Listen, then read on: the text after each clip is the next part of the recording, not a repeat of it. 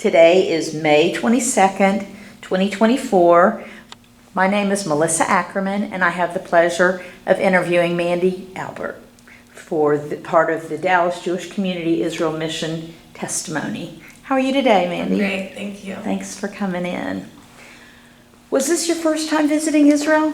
I was, I think, one of two people on this particular trip that this was their first time. So yes, I had never been before. And what made you decide that you wanted to go on this particular trip? Well, first, my husband. He came to me with the idea.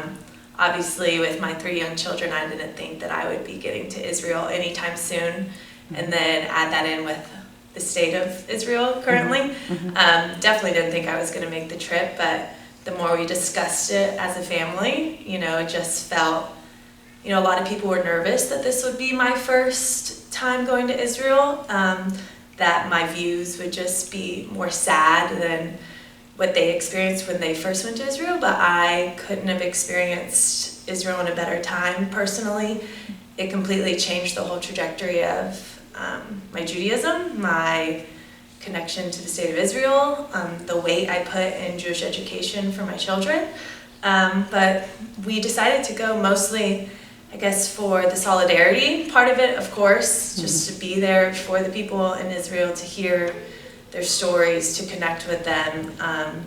Secondly, it was just really important to us to show our girls. We have 3 young girls, 5, 3, and 2 years old, who don't fully understand what's going on in Israel, obviously, but one day they will, and one day they'll ask us questions, and to be able to show them that we went during this time and to share with them what we saw firsthand and the people we met and the stories we heard, we thought would be really important one day. And then just to deepen their roots. My girls go to Levine Academy, who does a great job of establishing a foundation of their Judaism, of the love for Israel. And so in going and sharing this with them, they were just so proud that their parents were in Israel. And while they didn't know the whole mission of the trip, they were just so proud to say, my mom and dad, they're in Israel, and they couldn't wait to come back and hear what we had to say. So we just know that we're continuing to strengthen the roots for our girls within their love of Judaism and Israel. That's wonderful. Did you have any intimidation yourself about going? Absolutely. I let my children fly, but I'm also that mother hen that likes to be there to protect them. And, I considered, what could happen possibly. My husband and I both traveled together, what would happen. And so, but we strongly believe it's already written. And so we went on the trip, and we just put our faith in God that He would protect us during the time we were there. So, but I was nervous. All we see is what's in the media. And so it just didn't feel safe to go during this time. But I also felt a lot of comfort in how the Federation, prepared us for the trip. What were some of the most meaningful things you experienced while you were there? Just the people, mostly. The Federation allowed so many opportunities for us that, us traveling on our own wouldn't have been able to have access to. So Mount Herzl was really powerful for me. I come from a family that did serve in the military here in the United States. And so I've always had a strong passion for military, and my husband, going on his birthright, had a great relationship with his IDF soldiers who we did meet up with while we were there, and just going there and seeing the grave sites, and sadly seeing new grave sites, was extremely powerful. And I've always known Israel had, they have just such a consideration for life. And going there was a 19-year-old IDF soldier who was assigned to work at Mount Herzl, and her stories and just how much she knew about Mount Herzl and just the history of all the people that were buried there. It was just really powerful to me personally. And then, just going around and being able to experience the sad stories of these people from October 7th. Obviously, that it was powerful and sad, but what an experience for us to get to hear them firsthand. As a young mother, it must have a lot of impact on you. Absolutely. Hearing what was going on with the children. Yeah, exactly. What would you like people to know about what you experienced? Again, going back to just how Israel values life, like there's so many stories in the media, like what Hamas does to life and the respect that Israel has to life, I believe is just so, obviously so different. For us to be able to come back and just share we had an event at our home where we invited a lot of our non-Jewish friends who we thought it was more important to speak with, who supported us but just didn't understand what's going on fully. So we had an event at our house where we brought Zaka, a member of Zaka, who is the search and rescue team in Israel that a lot of our non-Jewish friends had never heard of. And it just spurred a lot of questions afterwards. We actually had a friend who reached out who wanted to meet with us, and my husband studies with a rabbi, and he just wanted to discuss and understand more. And then who knows where that'll take it. So coming back, we just wanted to just share what we heard, the stories. So did you have friends that felt different ways about you going and what you experienced?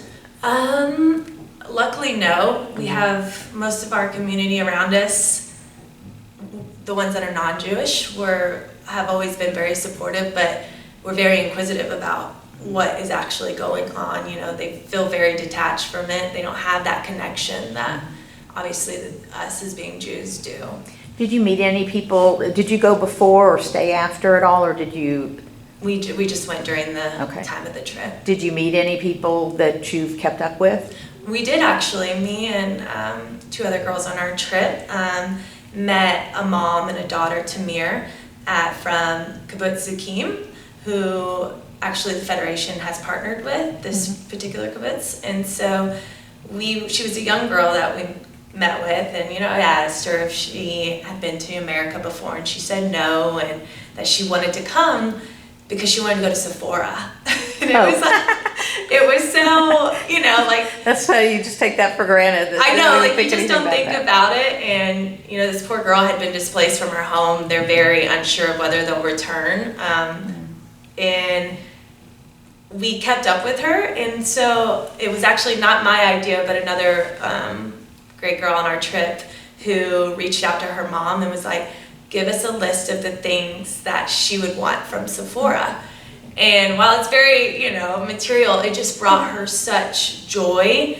And I wish I could tell you how hard it has been to actually get this package to her. It's actually been very fun to follow. Okay. It's been a challenge to get to her, but we finally had a family that was going to Israel to meet, and they met up with her and gave it to her. And so, it's very material, but it brought her so much joy, and her whole life has been completely changed by having to move away from the kibbutz. She lives in another kibbutz in Jerusalem that is, or a hotel basically, that is run by a kibbutz that is keeping them for the time being. So I can't imagine. What were some of the other things that were meaningful while you were there? A lot of people have mentioned going to the site of the music festival. Oh, absolutely. How powerful that was. And that was, I can't believe I even forgot to mention that one. That's actually where we met with Yossi, who's from Zaka, who we actually invited to our home in Dallas. And just his firsthand accounts of collecting the bodies and what he saw, and then experiencing these stories at the site of the Nova Festival. Meanwhile, bombs are going off in the background, the ground is shaking, and you're just overcome with emotion, and it was extremely powerful. And that's why when we got back to the US, he was the first person we thought of. We knew that while his stories were, barbaric, the things he saw, we knew that if we could get him to the US and to our home and to meet with people, that it would affect them the same way it affected us. So. Have you gotten other people interested in going on a trip over Actually, there? yes. So one of my best friends and I study with a great woman at JET, once a month, and she runs a trip that goes to Israel with. What is JET? JET. What does that stand for? Jewish Education. I would something. need to look it up. Doesn't matter. Yeah. But we just study with her, and she organizes a trip each year for moms and women. And so we've actually are going to help her with her trip next year with getting some of our friends who are definitely very interested. I mean, they wish they could have gone on the Federation trip as well, but which they all have young children. You know, it's just a lot of logistics, and financially, everything came together for us. We feel very lucky that we were able to go on the trip, but we have plenty of friends that are just can't wait to get over there. And are you anxious to go back? I actually am. I mean, maybe you can go back when it's a little calmer and I would do go some back touristy today. things. Again, it was the most perfect trip for me. A lot of people keep saying to go back for the tourist trips, but I just love the connection I got to have with people. There's some wonderful trips there, and people have done some volunteering over there and picked crops or worked in food pantries. Or do you know anybody that's done any of that? Or well, I know that there's already been people from our group that have gone back and have done things like that. We did a small community project in Tel Aviv while we were there, filling just little, not gifts, but needs for soldiers and their families. Little packages. Little packages. So I definitely know people that are going back for that. My age group, not as much, but it's hard to get away with. It's hard. Little ones, yeah. Yeah. I understand that. So, are there any other things that you'd like to talk about before we wrap up? Let me think. I mean, if I could, I would encourage people to go if they get the opportunity. Again, unfortunately, the Levine Academy, their 8th graders go every year, and this year it was canceled. And Chad and I had the opportunity to go and speak with the parents who, before the trip was canceled, were worried. And I just said, this will change their whole trajectory of their love. I mean, I think they have a great foundation from their parents from Levine, but will change the trajectory of their love of Israel and Judaism. And I think that could impact anyone that wants to go during this time, and if they can find a way to serve over there. I mean, a lot of the people while we were there that we spoke with said, we need you as much as you need us. I mean, they are there fighting for the people, all Jews across the world, for the state of Israel. I mean, they cannot afford to lose. We can't afford to lose the war, unfortunately. I mean, we can't afford to lose any war.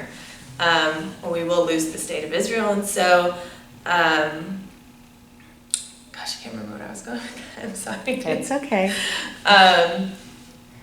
What was I? So you all were welcomed by. We were welcomed. Everybody. Okay. Yes. So they said, we need you as much as you need them. Meaning, obviously we're leaning on the people of Israel to defend the state, and however they need us, the people in our group, to come back and to share what we heard, what we saw.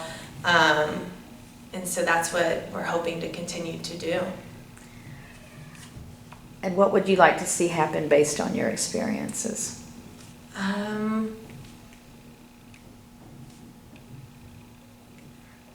would just love to see more opportunities to get over there right now. I would love the Federation. I know that they probably are working on it, but just to have more trips for more people maybe our age to get over there and to experience it. I would love to see more opportunities for us to just share what we saw and what we experienced, just like this. And I would just love to have just more questions from people that aren't just listening to what they hear in the media, but can come to someone like me or Chad or all the other wonderful people on our trip and but like, what's really going on? Like, what did you really see? And so to be able to answer those questions for people. Well, you have been a delightful interview today, and I really appreciate your time. Thank you, Mandi. Thank you so much.